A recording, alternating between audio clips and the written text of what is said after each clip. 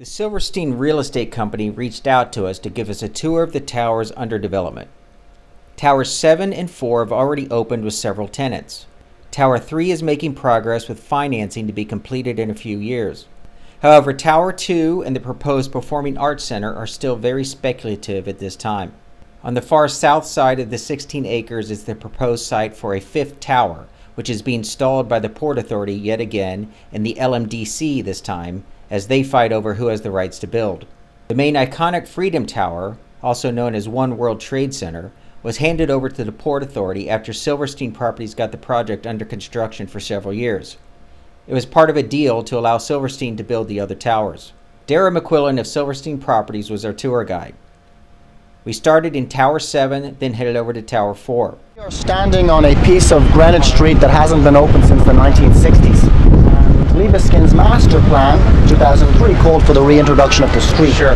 And you can see already what a difference it's going to make to this entire neighborhood. Huge. Look at that. A lot of development here on Greenwich South. I live over there, and I can tell you that that is what I call no man's land. It's just, no one go. It's just a weird part of New York because it's isolated.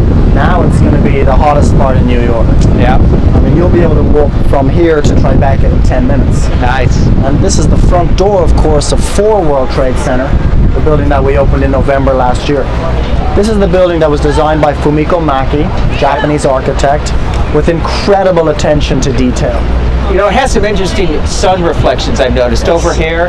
And it's got some, I don't know if it was luck or what. No, it was all intentional. The building was designed with a special type of glass that enables it to disappear. Okay. There are certain times of day where you look at it and it's not there. Yeah. And other times when it stands out. And you see the image of that on here. Yes. It's really interesting. Very, very, very good point. So let's take a walk into the lobby of the building. Look at that. So the design of this building was very specific and thought through. Mm-hmm. The architect wanted to bring as much of the outside into the building as possible in very different ways. So he lined the entire back of this lobby wall with a black, highly polished Swedish granite that reflects the trees and the sky and the water in the granite. Okay. He lined the elevator corridors with wood. It's anagray wood from Africa. And it creates a very different mood once you walk through the security gates. And at the end of each elevator corridor is a video art installation. There's 3 of them for each corridor. This one is water, the middle one is trees, and the north one is sky. Again, a digital interpretation of what's going on in the sky outside. The lobby itself is 46.5 feet tall. It's one of the largest lobbies by volume in New York. And this is an art installation by a Japanese artist called Nishino. And it's it's an interesting piece because it's literally cantilevered across the lobby. There's no cable. 8 buildable. That includes retail, transportation. What floor is this? 57. And that, about how many feet up is this? That's 700 feet up. 700 feet. That's where I live. Very nice. So where are we? So we are on the 57th floor of the building. And this is how it was designed, completely open space. A couple of reasons. One, Larry Silverstein's building these buildings on spec. His policy is if you build it, they will come. If you build a state-of-the-art, green, high-tech office building next to 11 subway lines in one of the hottest neighborhoods in New York, it will be a success. There's a lot of people who disagree with him. And a lot of people who think that we're building, why are you building office space downtown? Downtown's finished as a business district. These are arguments we heard after 9/11. We heard them in 2006. A little less so now because I think people are realizing that this is an incredible neighborhood and these are great buildings. But the idea was to build completely open space so that no matter what type of company you are, you can come in and it's a blank canvas. If you're an advertising firm or a publishing company and you want a newsroom style setup, everything open, that's what you get. If you're a law firm and your lawyers need offices, you build offices on the outside. If you're a trading firm, you raise the floor and your traders go in here. And that's pretty much exactly what's happened. If you're trying to woo Morgan Stanley from Midtown or something, what's better about this building in terms of infrastructure and internet connections, the electronics, as you mentioned, there's a lot of electronics for a trading floor. It's the most high-tech building in the United States. But what is attracting a lot of companies from Midtown is not just the buildings, it's the neighborhood. Right. And the proximity to where the employees live. Most employees in New York City don't live in the northern suburbs or Long Island. Like you, they live in downtown Manhattan, or like me, I live in New Jersey, I take the ferry to work, or Brooklyn, where it's a short subway ride. The creative class has shifted over the last 10 years here. And it's a lot easier to get here than it is to get to Midtown.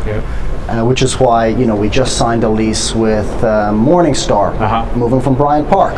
We signed a lease with MediaMath, moving from Midtown. In fact, for every one company that leaves Lower Manhattan, 6 move into the neighborhood. Over 500 media and technology and other companies have moved downtown in the last 5 years. I'm trying to convince a major media company to move down here, someone I work with. We've got plenty of Wow.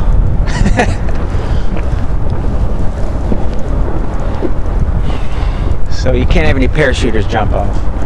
You got it. Do whatever This you could want. be the premier outdoor event space of New York. You'll have movies filmed here. You're absolutely right, and we already did it. We shot a remake of Annie on this floor towards the end of last year. It comes out in December. The New York City Ballet did a performance out here. We even had the New Zealand rugby team do their ceremonial haka right here on this space. Nice. I've got a little bit of time until Silverstein leases it, and then. But come over here, take a step. Just watch your step, and don't lean over or drop your glasses will blow off. But it's kind of cool to lean over. Very nice.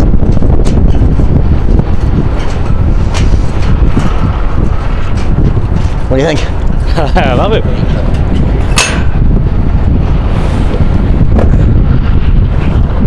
You should let me film BatteryPark.TV interviews up here. Depends on who you're interviewing. Okay. I get some big ones. I mean, we did to open this building. Silverstein got the New York Philharmonic down here. Yeah. We've done some cool stuff. We did a concert with Lou Reed when we opened 7 World Trade Center. We do a concert series every summer in front of this building because BMI, the music publisher, is our tenant. That's a 4 Seasons hotel with apartments on the top. Oh, I keep forgetting that. Silverstein is involved in that's in it that. right there. I forgot the relationship. Yeah.